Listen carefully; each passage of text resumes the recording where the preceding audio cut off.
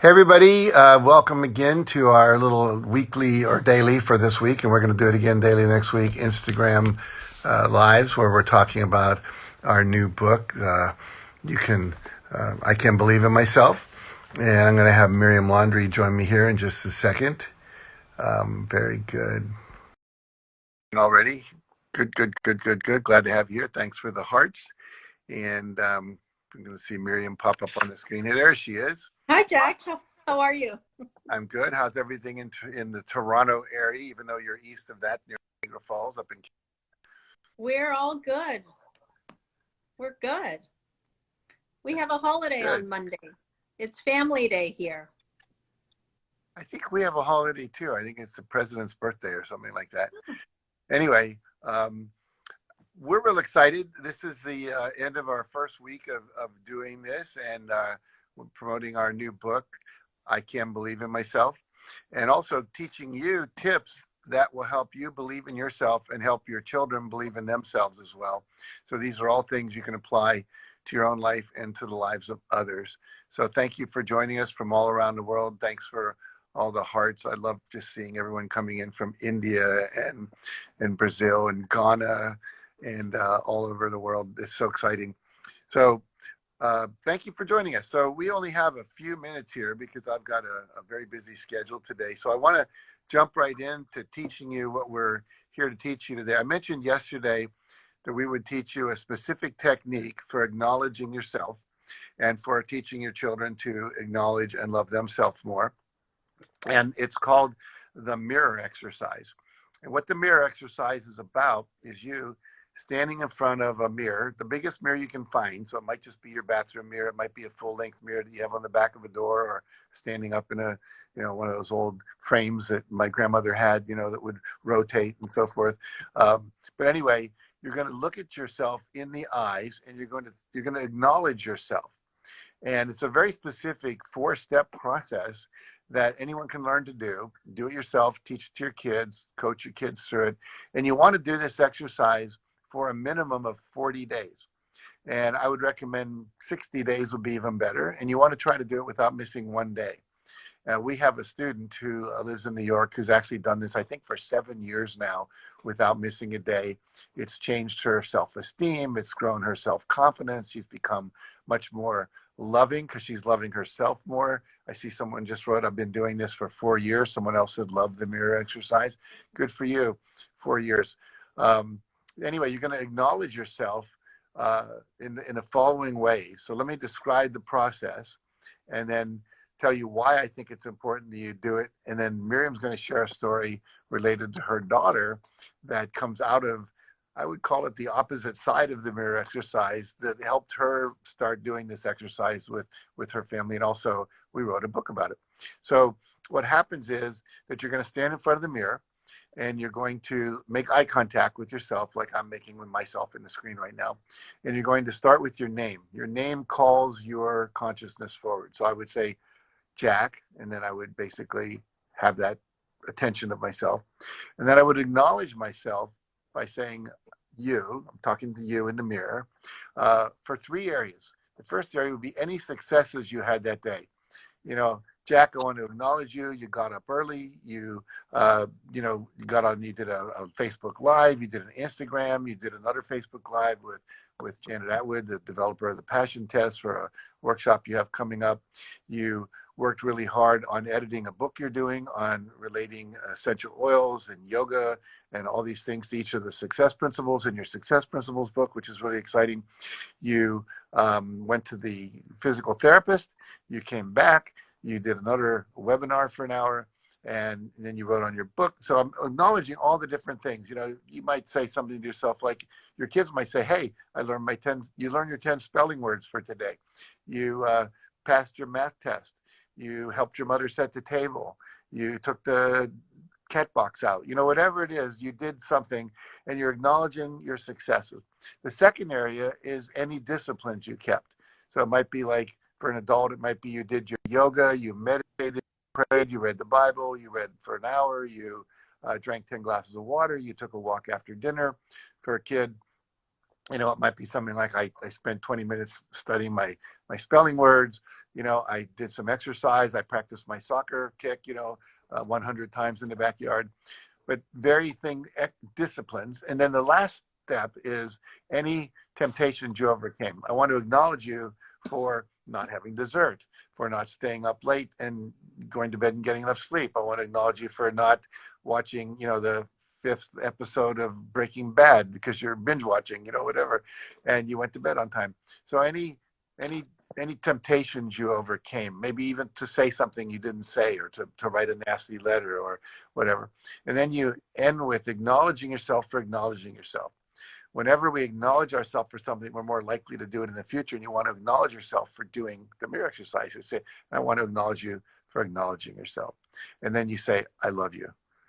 And for many people, that's weird. You're saying I love you to yourself in the mirror. You just want to kind of run out of the bathroom. But just stay there for a moment and keep looking at yourself in the eyes and let the energy in. You were the one who said it, but you're also the one who listened to it. All right. So that's what you want to do. You want to do that, as I said, I think a minimum of 66 days would be really good to build it as a habit. Then keep doing it. And some people say, when should I stop? It's kind of like saying, well, when should I stop loving myself? When should I stop acknowledging myself? When should I stop eating food? Whatever. So this is a way of nurturing yourself on a psychological level, as well as nurturing yourself with food and vitamins and minerals and so forth. So Miriam, share your story about your daughter and what happened with her in the mirror. Yeah, so for her, it was quite the opposite. She was in grade 6 at the time, and she was in my bedroom looking in front of a full-length mirror, saying things like, Mommy, why is my hair so frizzy? Why do I have so many pimples? Why am I so short? She just continued putting herself down, and nothing that I was saying was helping. So finally, I went up to her and I said, stop it, honey, you are bullying yourself. And the thought that she was bullying herself just made her stop, because she was able to understand that, well, she knows bullying is so bad, but we always talk about bullying other people, right? Or somebody that's being bullied by somebody else. We don't talk about us bullying ourselves.